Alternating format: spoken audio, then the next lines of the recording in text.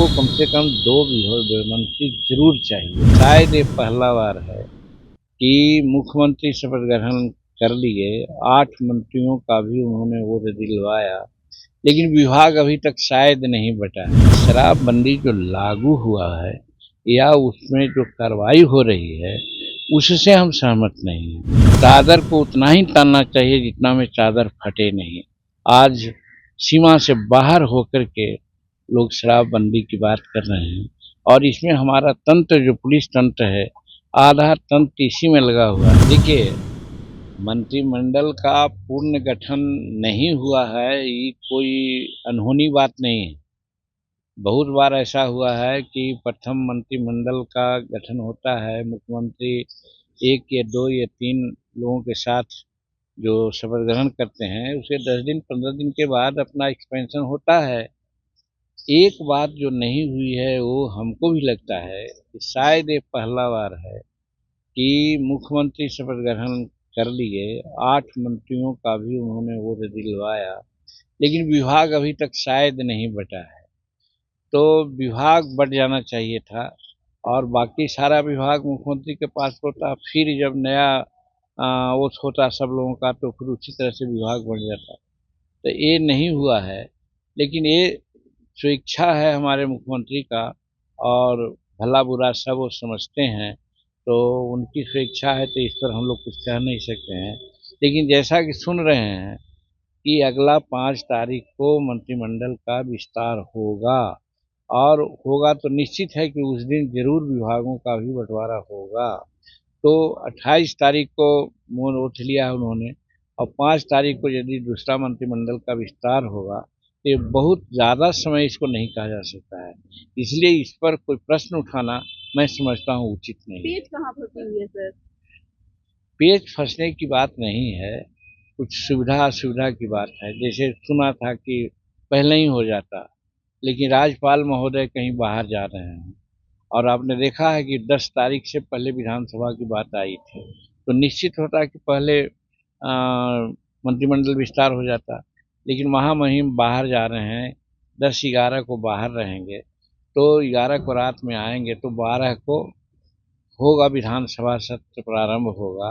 तो वैसी परिस्थिति में 11 के पहले ये मंत्रिमंडल का विस्तार स्वाभाविक है, लेकिन मुख्यमंत्री ज़्यादा ही इसमें सचेष्ट हैं और जैसा कि मुझे मालूम हो रहा है कि 5 तारीख को ही मंत्रिमंडल का अगला विस्तार हो जाएगा और उसी दिन विभागों का बँटवारा भी हो जाएगा। रही बात हमारी, तो हम शुरू से कह रहे हैं कि निर्दलीय एक विधायक हैं, उनको आप एक मंत्रालय देते रहे हैं, आज भी दिया और हम 5 विधायक हैं, 4 एमएलए और 1 एमएलसी, तो हमको कम से कम 2 मंत्री ज़रूर चाहिए। तो इस लाइन पर हम बात किया है माननीय मुख्यमंत्री से भी, बात किया है नित्यानंद राय जी से भी, बात किया है अमित शाह जी से भी कि भाई हमको एक विभाग और आप दीजिए। उन लोगों ने कोई स्वीकारात्मक या नकारात्मक बात नहीं कही है। इसलिए हमको उम्मीद है कि हमको एक विभाग और मिलेगा और हम समझते हैं कि एक विभाग मिलेगा तो बहुत अच्छा रहेगा और हमको मगध में काम करने में, सामाजिक सामंजस्य को स्थापित करने में हमको बड़ी सुविधा होगी, इसलिए हम एक विभाग और माँगते हैं। स्पीकर अभी तक इस्तीफा नहीं दिए हैं। बात आ रही है कि तेजस्वी ने एक बात कही थी कि खेला अभी बाकी है। तो क्या लग रहा है कि विधानसभा सत्र के दौरान कुछ ऐसा करने जा रहे हैं? देखिए, अब कोई अस्पष्टता की बात रहती, तो तेजस्वी जी वैसा कहते तो उस पर विचार हो सकता था, लेकिन अस्पष्टता की बात नहीं है। 128 एमएलए एनडीए के साथ हैं, जो हम लोग बैठक किया था 28 तारीख को, उसमें सभी लोग आए थे, सभी लोगों ने हाथ उठा कर के समर्थन किया था। तो इसी पर महामहिम राज्यपाल ने भी कोई समय लेने का बजाय जो कहा गया इधर से उस बात को मान लिए और वोट भी करवा दिए। तो तेजस्वी प्रसाद चूँकि विरोध में हैं, तो उनको विरोध की बात तो कहनी ही है। जैसे कोई अखाड़ा में चुनाव पहलवान लड़ जाता है, तो फिर ताल ठोकता है, कहता है अबरी आ जाओ हम पटक देंगे। तो वही बात हो सकती है। तो वो कह रहे हैं, विरोधी दल के लोग हो गए तो उनका कहना है, लेकिन सच्चाई यही है कि एनडीए के साथ 128 एमएलए हैं। किसी भी प्रकार से यहाँ टूट की बात नहीं है। और हिंदुस्तानी अवाम मोर्चा सेकुलर के 4 एमएलए और 1 एमएलसी पर चट्टान की तरह एनडीए के साथ खड़ा है। स्पीकर ऐसा होता है कि स्पीकर को इस्तीफा दे देना चाहिए था नैतिकता के दृष्टिकोण से। लेकिन अगर नहीं भी दिए हैं तो नियम यही है कि उन पर अविश्वास प्रस्ताव लाया जाए। तो शायद अविश्वास प्रस्ताव लाने का नोटिस उनको मिल चुके है। और जिस दिन 10वां दिन होता है या 12वां दिन, हाँ, तो वो शायद 12 तारीख को पूरा हो रहा है, 14 दिन, तो 12 तारीख को पूरा हो रहा है। वो 12 के पहले अगर नहीं इस्तीफा देंगे तो 12 तारीख को उन पर मेजोरिटी से उनको हटाया जाएगा और नया स्पीकर का चुनाव होगा और फिर आगे की कार्रवाई होगी। एक बात आ रही है कि मंत्रिमंडल का पोर्टफोलियो नहीं बांटे जाने के पीछे तर्क हो रहा है कि होम मिनिस्ट्री जो है गृह मंत्रालय भाजपा मांग रही है, इसी से मामला फिर फंसा हुआ है। अब ये सब आप लोगों को मालूम है, हमको मालूम नहीं है ये बात। और ये बात ऐसा परंपरा की बात अगर हम देखते हैं तो हम 44 साल से विधायक और मंत्री रहे हैं। और प्रायः देखते हैं बिहार में, अलग राज्यों में कुछ होता है ऐसा कि गृह मंत्रालय मुख्यमंत्री के अलावा किसी को मिलता है, लेकिन बिहार में गृह मंत्रालय प्रायः मुख्यमंत्री के साथ रहता है। अब बदली हुई परिस्थिति में अगर भाजपा मांग रहे हैं, हमको जानकारी नहीं है, आपके माध्यम से जो जानकारी मिल रही है उस अनुसार से, तो उनका मन है, उनका प्रोरेटिव है, वो कुछ मांग सकते हैं।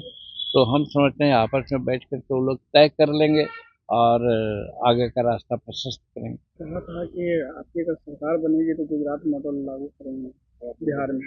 हमारी सरकार तो बनी नहीं है, हम तो यहाँ पर एक उसके सहयोगी के रूप में हैं। और आप जानते हैं कि हम 4 विधायक हैं, 1 एमएलसी है।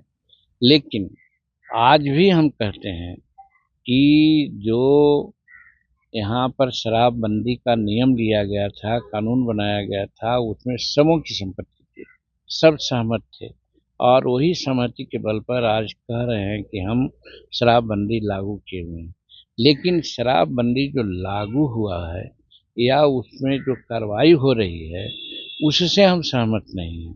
उसमें ऐसा हो रहा है कि गरीब तबके के लोग अगर 250 मिलीलीटर शराब पिए हुए पकड़ाए जाते हैं तो उनके मुंह में ब्रेथ नाजायज लगता है, क्योंकि वो बाहर में पीते हैं, घर जानते हैं, रास्ता में सबको पकड़ लेता है।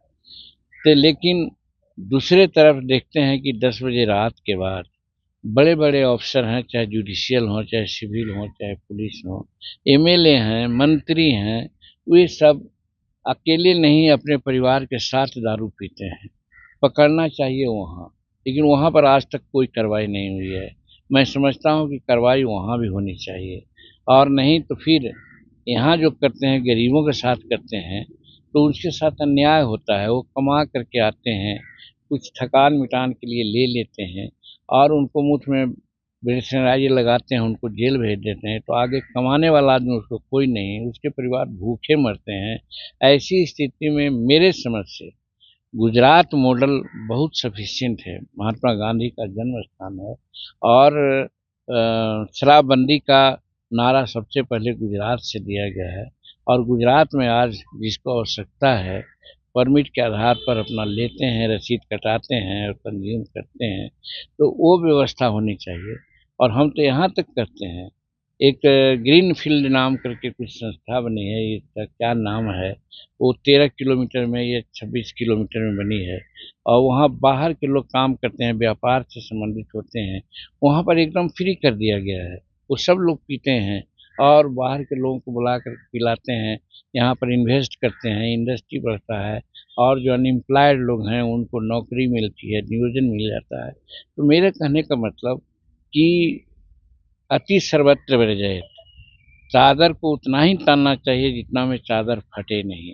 आज सीमा से बाहर होकर के लोग शराबबंदी की बात कर रहे हैं और इसमें हमारा तंत्र जो पुलिस तंत्र है आधा तंत्र इसी में लगा हुआ है, जिसके चलते लॉ एंड ऑर्डर भी खराब हो जा रहा है।